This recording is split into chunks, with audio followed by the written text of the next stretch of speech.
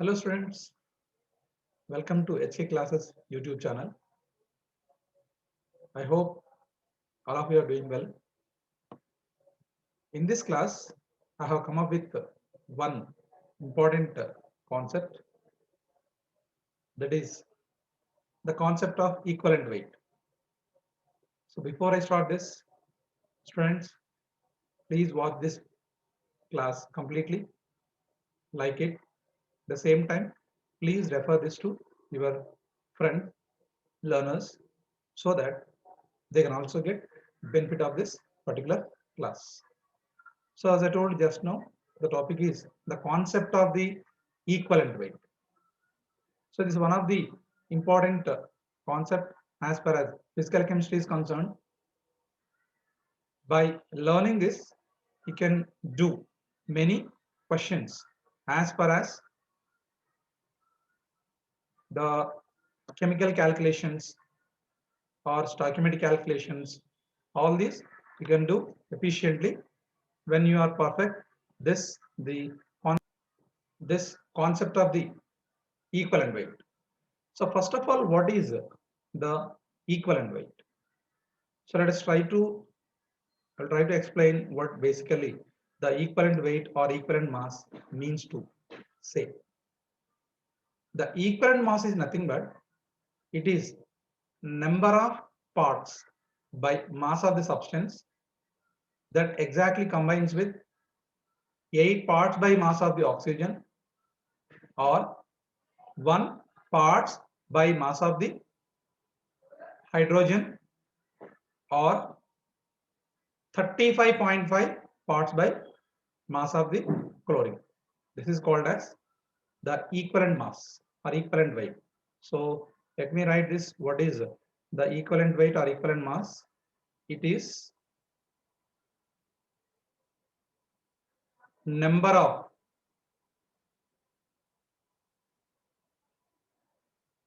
parts by mass.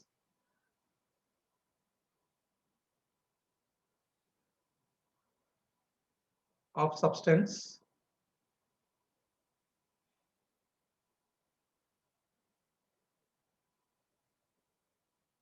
that combines with or that reacts with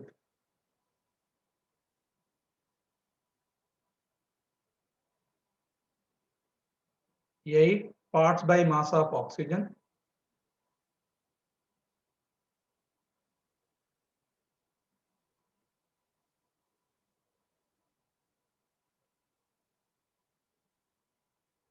or 1 part by mass of hydrogen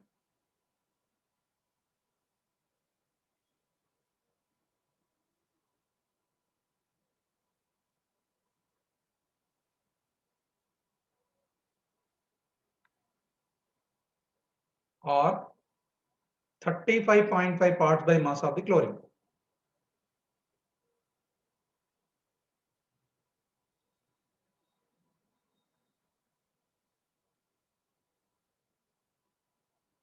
Thirty-five point five parts by mass of the chlorine is called as the equivalent mass.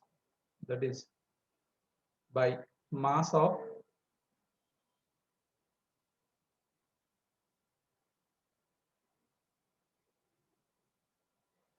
so this is the standard definition of this equivalent mass.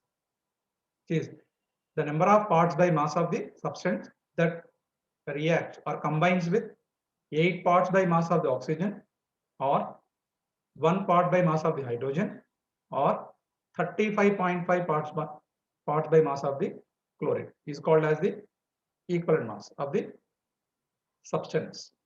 Generally, for the given substance, the equivalent mass may not be same always. But if you take the molecular weight or atomic weight of the elements, they always remain same. But whereas the equivalent mass of the element or the compound, it may not be same always. That is, equivalent mass for the element or the compounds may be variable. equivalent mass of compounds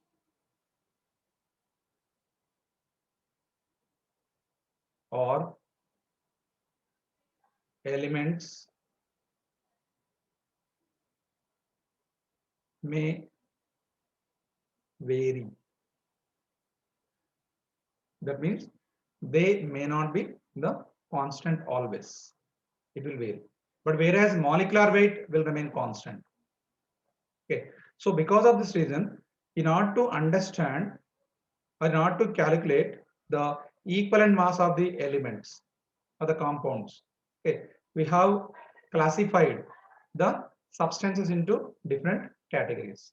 So in that, the first one is, if you take, for example, the element, that is equivalent weight of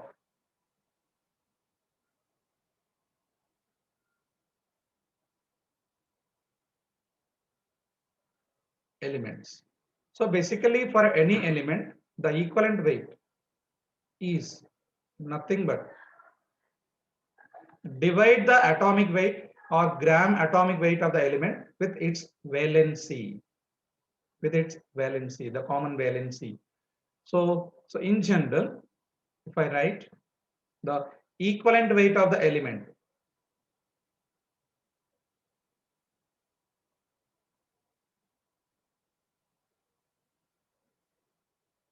will be equal to its gram atomic weight upon valency of the element. So as you know, valency is combining capacity of the element. What is the valency? Valency is nothing but combining capacity of the element.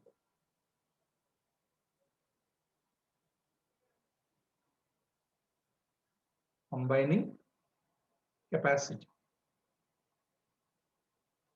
Okay. So this generally depends on number of valence electrons present in the given element. So valency depends on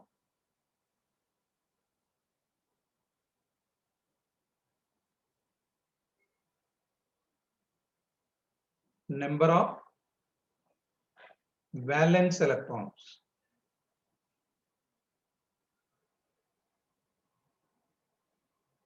So you might have seen the valency of the different elements in the periodic table.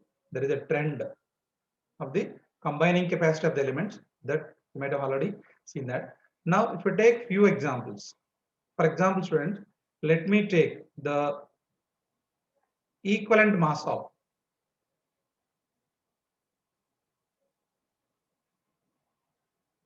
different elements. If I take, for example, students, the equivalent mass of the sodium. So as we are aware, its gram atomic weight is 23 grams and sodium is of group 1. So where all the group 1 elements have one valence electron, they will show the valence as 1. That's why when if you take divide by 1 is the valency.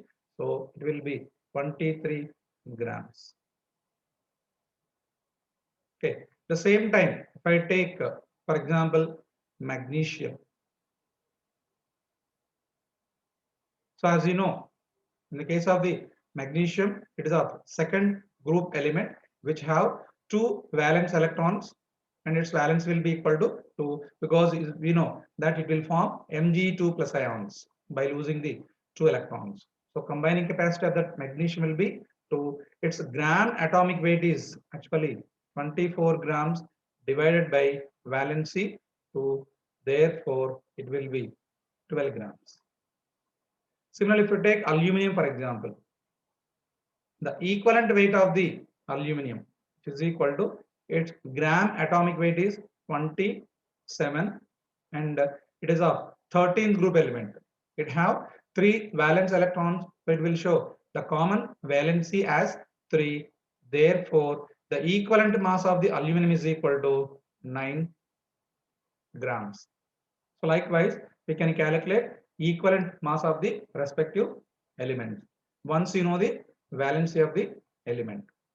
Okay, and apart from this, next category for which we can calculate the equivalent mass. So we know we have generally different compounds. In order to calculate the equivalent mass of the compound, we can classify the compounds into different categories like acids, bases, salts, as well as oxidizing agents and reducing agents. So let us see how to calculate the equivalent mass for the respective compounds. The first one is the equivalent mass of the acids or equivalent weight of acids. So according to Arrhenius theory, generally acid is a substance which will furnishes H plus ions when it is dissolved in water. So in the given acid, if you know how many H plus ions can be released when it is placed in the water, from that we can calculate the equivalent weight of the any acid. Okay, so we can also say those hydrogens which are released in the water in the form of H plus ion, we can call them as active hydrogens. That means in the given acid, if we know the active hydrogens, definitely we can calculate the equivalent weight of the acid. So those active hydrogens are generally called as the basicity of the acid. So let us see, for any acid, the equivalent weight, I'm taking it as E. So equivalent weight of the acid is nothing but its gram molecular weight upon the basicity. So as I told you just now, basicity is nothing but number of active hydrogens. That is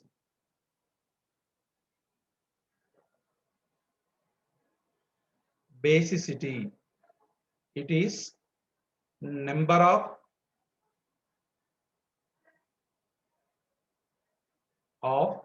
active hydrogens. Number of active hydrogens present in acid. Number of active hydrogens present in the acid.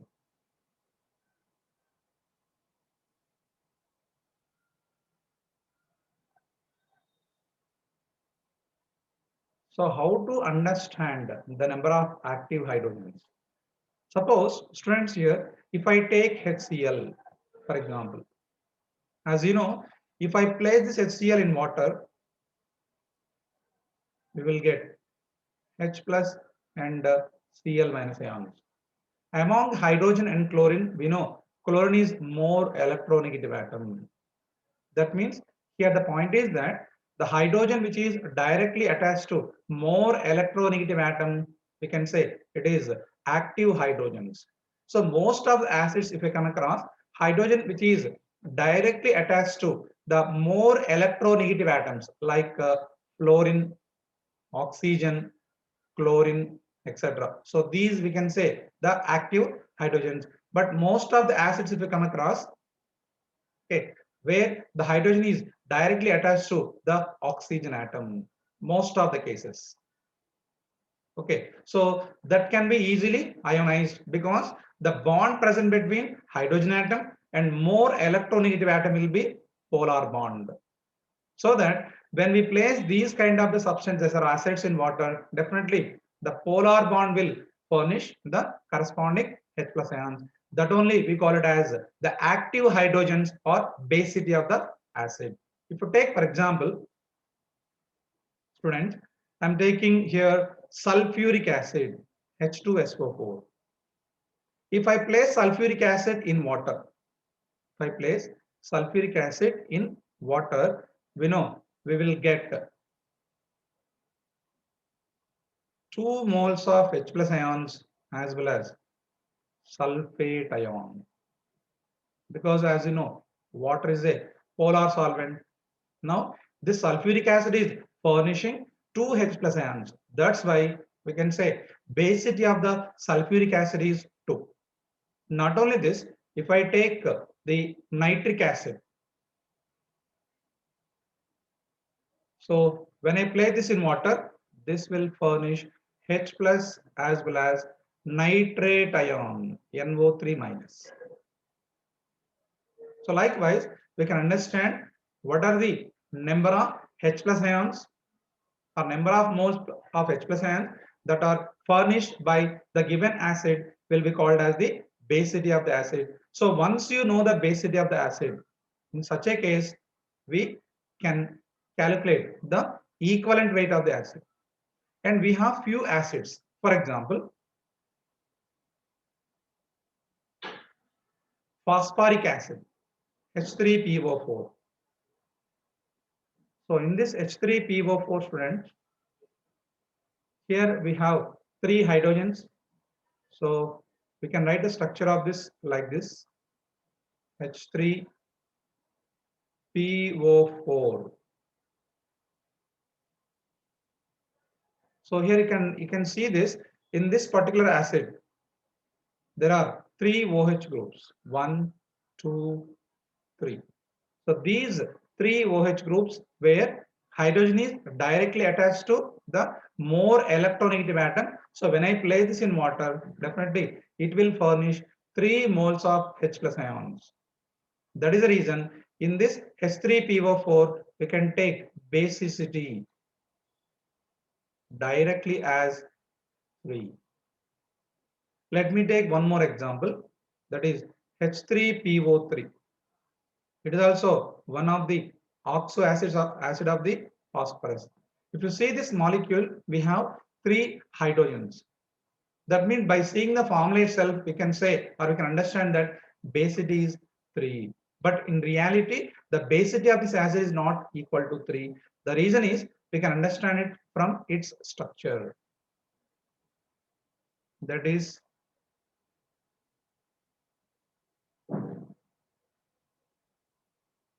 so now here we have, even though there are three hydrogens, but we have only two hydrogens which are directly attached to the oxygen. Therefore, when we play this in water, which is a polar solvent, it will furnish only two H plus ions. Therefore, basicity of this is equal to 2. Similarly, if you take H3PO2, just by seeing this, we may think that basicity is 3 here also, but it's not 3. Why? Because again, I'm writing here its structure or the arrangement of the respective groups around the phosphorus. You can see we have only one OH group. That means this will furnish only one H plus ions when this is placed in water. Therefore, the basicity will be equal to only 1 but not 3. So likewise, we may have these kind of exceptions also. So if you want to understand about the basicity of these kind of acids, you should have an idea about the structure. From that structure, you can predict or you can understand how many hydrogens are directly attached to the more electronegative element that only will be ionized when it is placed in polar solvent like water. Okay. Now, apart from this, we'll move to the next substance, that is how to calculate the equivalent weight of the bases.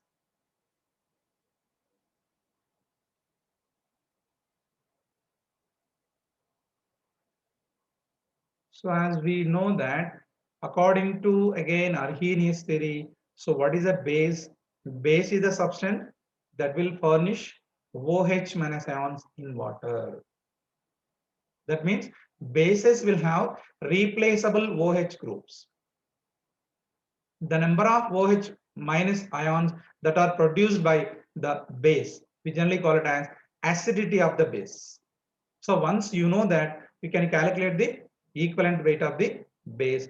The equivalent weight E of the base is given by its gram molecular weight upon acidity. So what is an acidity for the base here? It is nothing but number of OH minus ions that are or that can be furnished by the particular base. In a solvent like water or polar solvent like water is called as the acidity. So acidity is number of active OH groups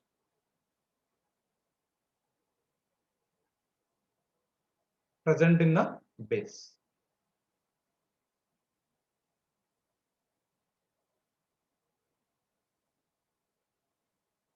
So if you take, for example, you can see here, students, if I take sodium hydroxide, yes, the sodium hydroxide can furnish Na plus as well as OH minus ions when it is dissolved in water. If you take the calcium hydroxide, CaOH twice, when I play this in water, it will furnish Ca2 plus as well as 2 moles of the OH minus ions. So these we can say directly the acidity of the bases. Okay. Student, I would like to discuss one question here. These kind of questions were asked in many exams like JEE as well as NEET. Okay. The question is find equivalent weight of sulfuric acid in the following reaction.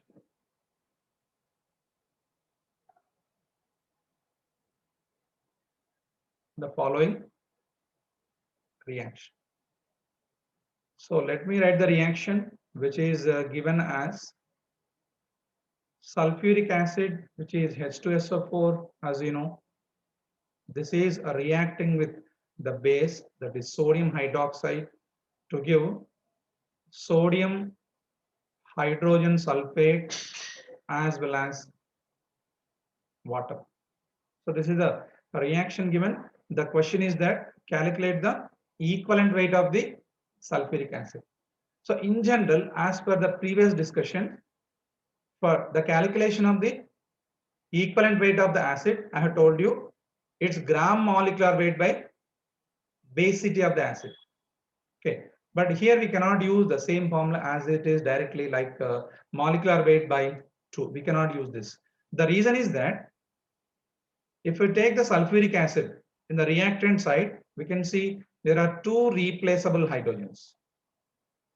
But if you see the products here, the sulfuric acid, even though it is having 2 hydrogens, only 1 hydrogen is replaced. But no doubt, sulfuric acid have 2 replaceable hydrogen, but only 1 is reacted as per the given stoichiometric equation.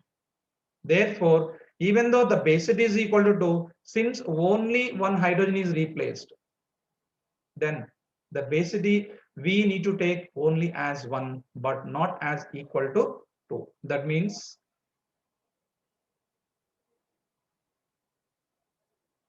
so number of hydrogens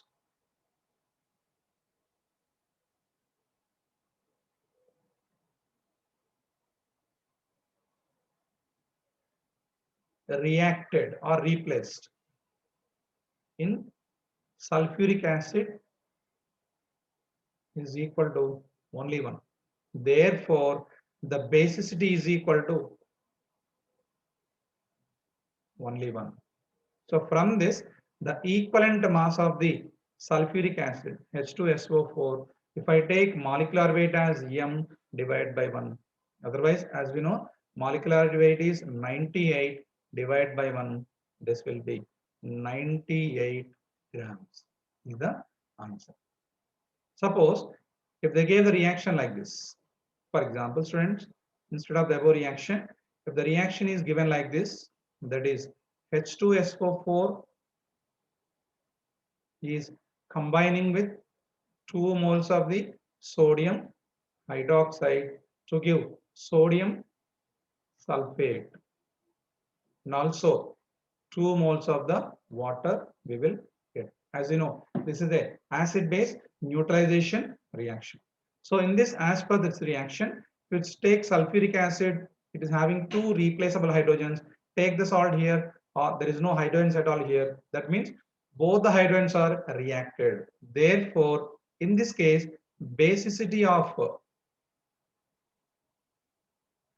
sulfuric acid H2SO4, it will be equal to 2.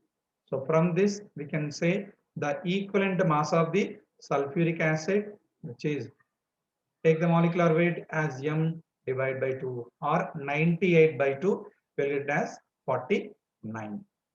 And apart from this, you please try for the questions what I'm going to give here, that is, find equivalent weight of H3PO4 orthophosphoric acid for the following reaction.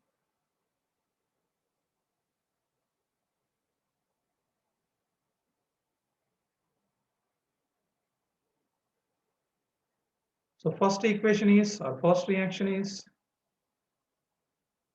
H3PO4 is reacting with 1 mole of the potassium hydroxide to give KH2PO4 along with water. The second reaction is H3PO4 is combining with 2 moles of the base to give K2HPO4 along with 2 moles of the water. And the third reaction is, that is, H3PO4 with 3 moles of the base, which will give you K3PO4 and 3 moles of the water. Now students, how to calculate the equivalent mass of the acids? Now students, let us go and see how to calculate equivalent weight for the salts.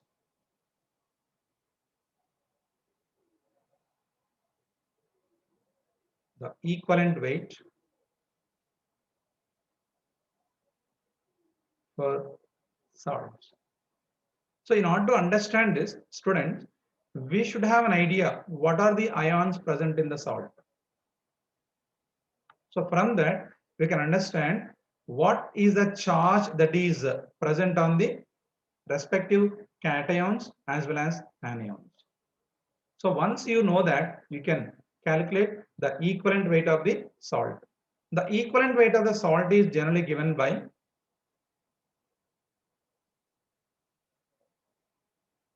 formula weight of the salt. As you know, the salt will not have the molecules. You will have only ions, no? So they are called a formula units.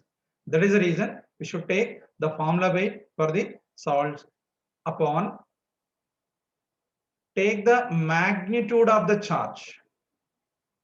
Magnitude of charge present on either cation or anion. So once you know this, yes, we can calculate equivalent weight of the salt. So let me take an example where how to calculate the equivalent weight of the salt. If I take, for example, sodium chloride, NaCl. So here NaCl will furnish, or it will have, the cation is Na plus, the anion is Cl minus. Therefore, we have to take the either charge on the cation or charge on the anion. So from this consideration, the equivalent weight of the sodium chloride NaCl is given by its formula weight is 58.5 upon charge is 1.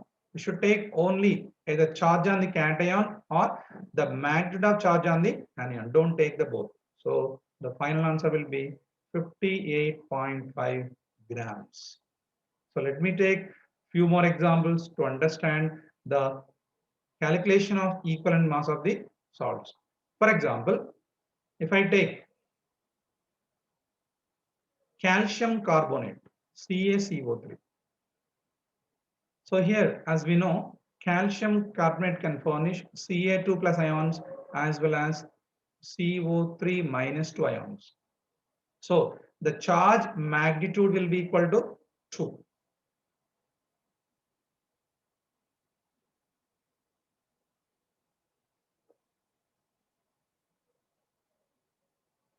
Therefore, the equivalent mass of this calcium carbonate is equal to its formula weight divided by 2 or 100 divided by 2. It will be equal to 50. And I think most of you know about the potash alum,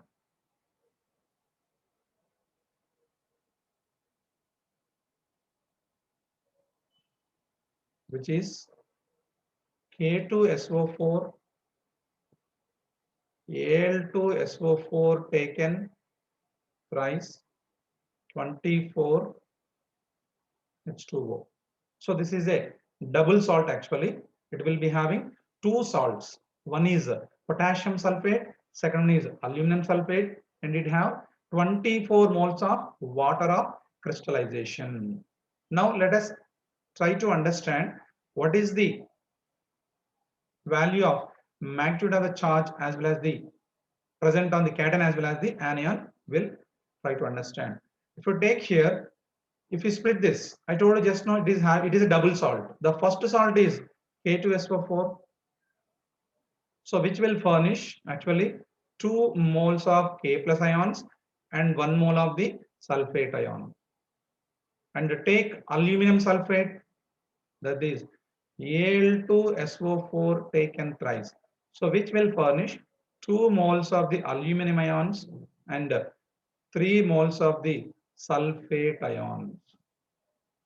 You take the charge or overall charge present on the cations. Here we have 2 potassium ions here. So 2 into plus 1.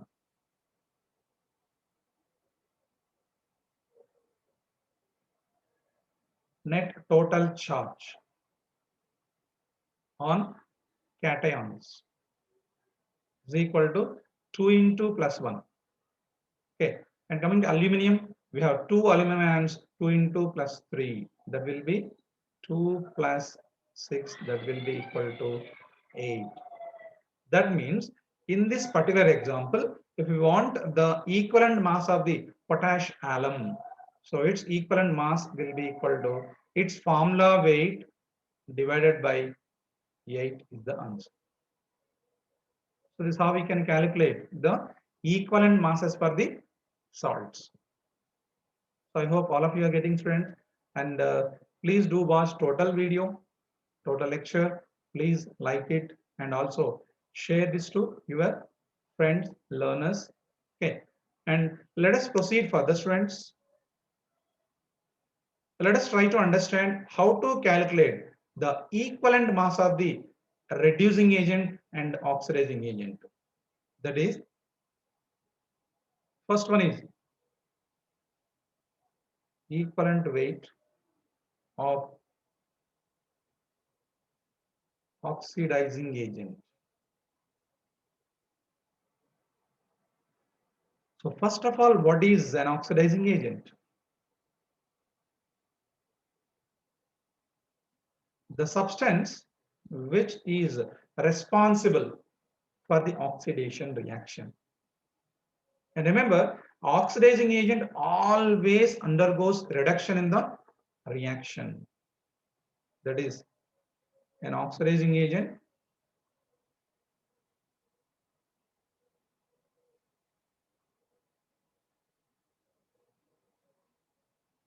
will be reduced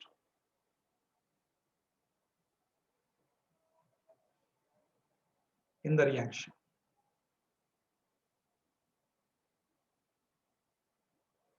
And because of this reason, definitely be aware that it has to gain electrons. So when it have gained electron, its oxidation number should be decreased. So in the given reaction, we need to calculate what is the number of electrons gained, or what is the decrease in oxidation number. If you know that, we can calculate equivalent weight of the oxidizing agent. So here the equivalent weight of the oxidizing agent. Nothing but, so generally there are also salts here. Just a second. Yeah. So it's formula weight divided by number of electrons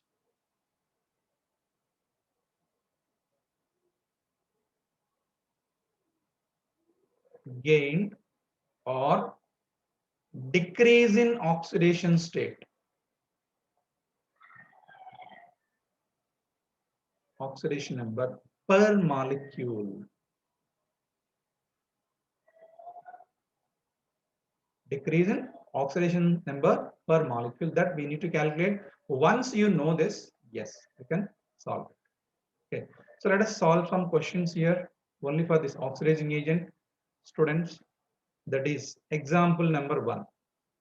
And very commonly used oxidizing agent is potassium permanganate. So let us see how to calculate this equivalent weight of this particular potassium permanganate. This potassium permanganate acts as oxidizing agent in acidic medium, neutral medium, as well as in alkaline medium.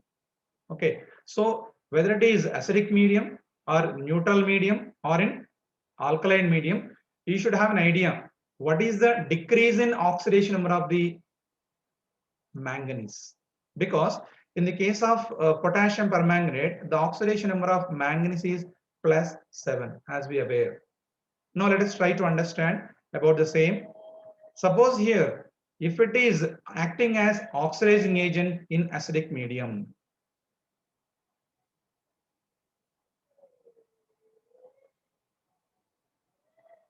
students, we have to remember, we have to understand that it's a compulsory when this potassium permanganate or permanganate ion acts as oxidizing agent in acidic medium, the final product formed is Mn2 plus. Mn2 plus. That means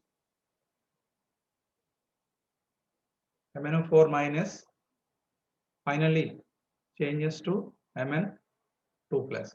So as per this consideration, you can see, students, here the oxidation number of manganese, we are already aware here it is +7 and here it is +2.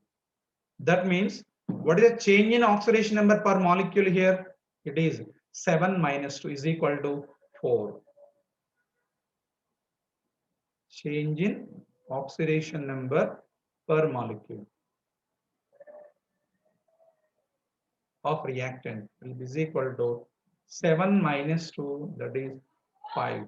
Therefore, as per this reaction, I can write the equivalent mass or equivalent weight of the KMnO4 as its formula weight. You make it as M divided by 5.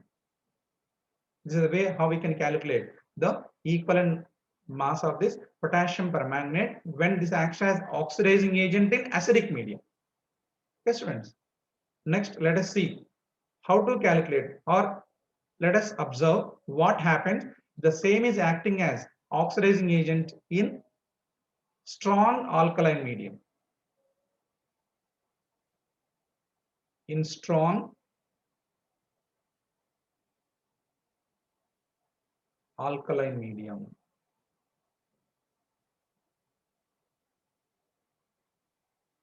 Students, whenever this KMnO4 acts as oxidizing agent in strong alkaline medium, it will form finally the product with the where the manganese will show +4 as oxidation, +6 as oxidation number, +6. That is MnO4 minus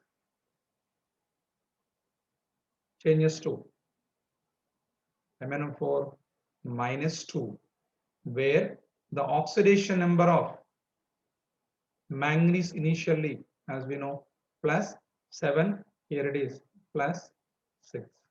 That means here the change in oxidation number will be equal to 1 unit. Change in oxidation number is equal to 7 minus 6 is equal to 1.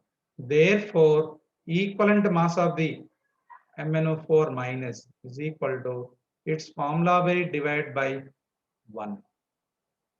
Similarly, let's go for the neutral medium.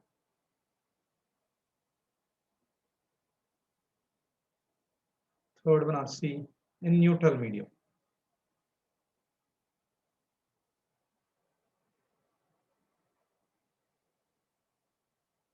Not only that, in weak alkaline medium.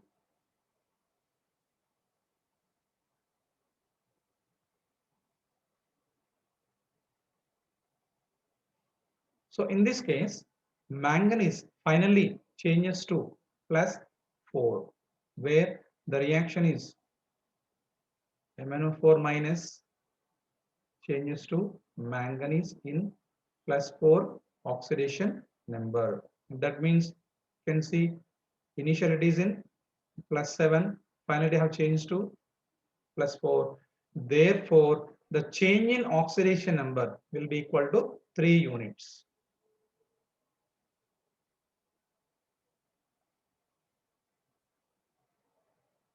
Seven minus 4, that will be equal to 3.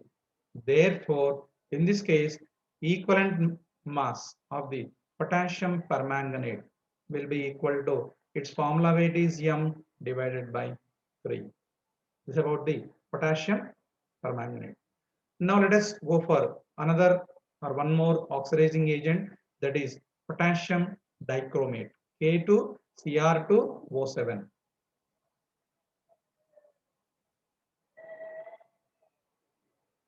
This K2Cr2O7 acts as oxidizing agent only in acidic medium. So where Cr2O7 minus 2, which is dichromate ion in acidic medium, finally forms chromium 3 plus. So in the reactant side, we have two chromiums where oxidation number of each chromium is +6. Therefore, two chromiums together, 2 into 6, that will be equal to +12. The product side, two chromiums each is with +3, it will be equal to +6. Therefore, from this we can understand the change in oxidation number will be 6 units. Change in oxidation will be equal to 6 units.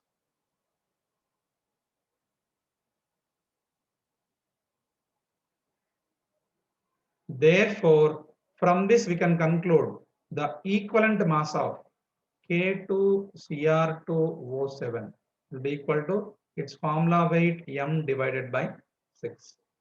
This is how we can calculate the equivalent mass of the potassium dichromate. These two are now oxidizing agents. Let us solve some reducing agents. Let us calculate for reducing agents.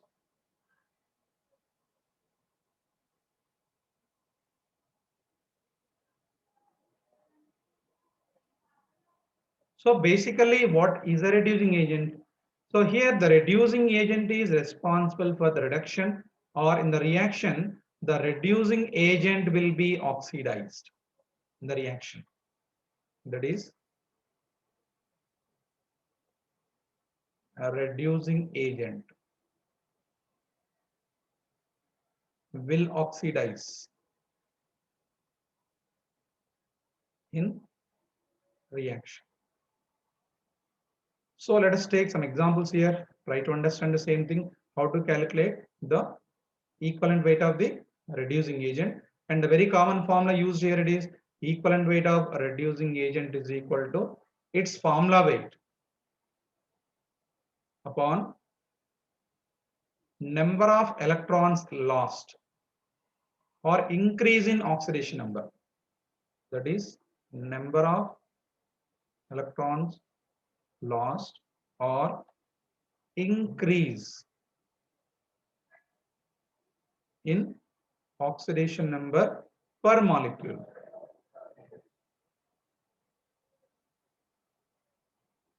Per molecule. So let us solve some questions here for this. If I take, for example, oxalic acid,